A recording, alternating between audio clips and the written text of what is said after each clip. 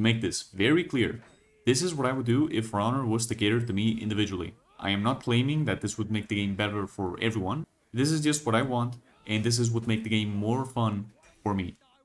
Number 1. The game should track your completion to quit ratio and would matchmake you with people with similar ratios. The game would then match you with other quitters. And if you're someone with bad internet, the game would put you with other people with also bad internet. And screw you if you disagree, I'm putting you in lobbies with other people like you, so you got nothing to complain about. Number 2. Bleed should feed revenge. Right now, bleed is just damage but better. It is true that you can negate bleed with a healing feat, and yes, bleed does take time to activate, but that's it.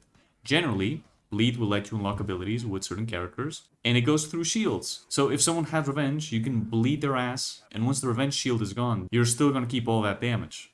It's like the shield wasn't even there. And actually, I like that. It is genuinely cool that bleed goes through shields, kinda. But bleed attacks generally deal a lot of damage too, like Nobushi's backlight, so it doesn't really make sense that it doesn't feed revenge. It is straight up broken in some cases, like ganks. So yeah, bleed should at least feed revenge at 50% efficiency, as opposed to 100, like it is now. Number 3. Big weapons should deal more damage. It does not make sense that a Raider and a Black Prior deal the same damage on heavy attacks. And hear me out. Heroes already have different values for health, right? Some heroes have 120, some heroes have 140. So just do that with damage too. If the average heavy for a hero like Warden is 24 damage, then BP should deal 22 and Raider should deal 26.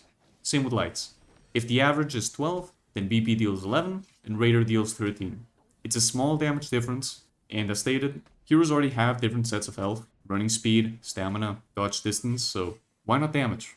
It would certainly make characters feel more special, and yes, of course, it would have to be balanced accordingly. So someone like Raider who's wearing no armor would also have 120 HP, which is on the lower end, but then deal high damage because he's wielding such a big weapon.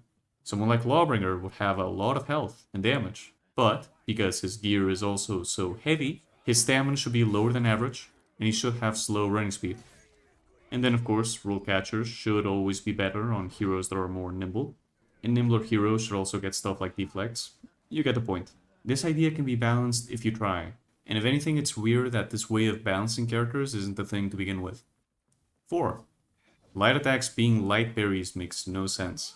How much damage you can get off a berry should not be determined whether said attack you buried was a heavy or a light, but instead how powerful the attack is. Risk reward. So for example, 400 MS lights, yes, they're completely unreactable to everyone, so you are forced to make a read. So sure, light berry.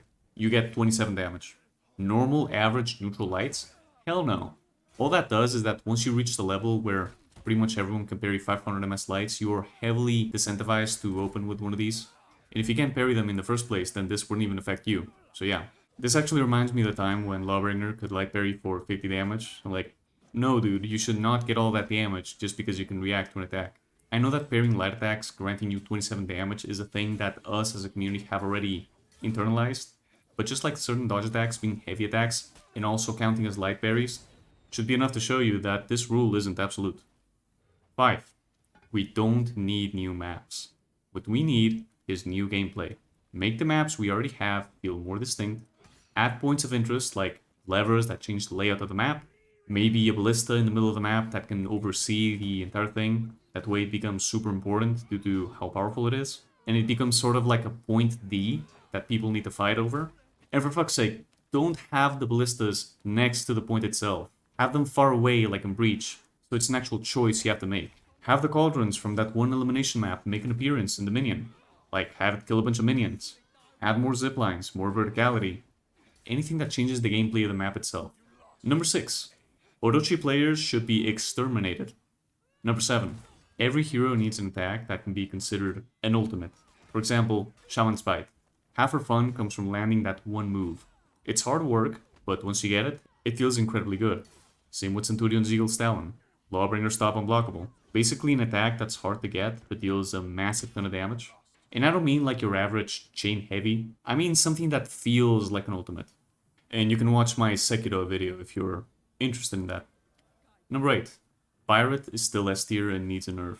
There was a period of time when she was considered a mid because her opener wasn't all that good, but Cavalier Dance got buffed, and that attack is now maybe the best move in the entire game. Consider this. a fast neutral blockable that breaks hyper armor due to the gunshot, that acts as a roll catcher, and chains into a hyper armor heavy and can dodge cancel. I don't think I need to show you clips of pirates spamming this move in ganks either. As I said in my first pirate video, she is still incredibly safe, and she has some of the best feats in the entire game. And if you think she doesn't deserve a nerf, then you're just foolish. Number 9. Aphera should have last laugh. And finally, number 10. Buff Highlander.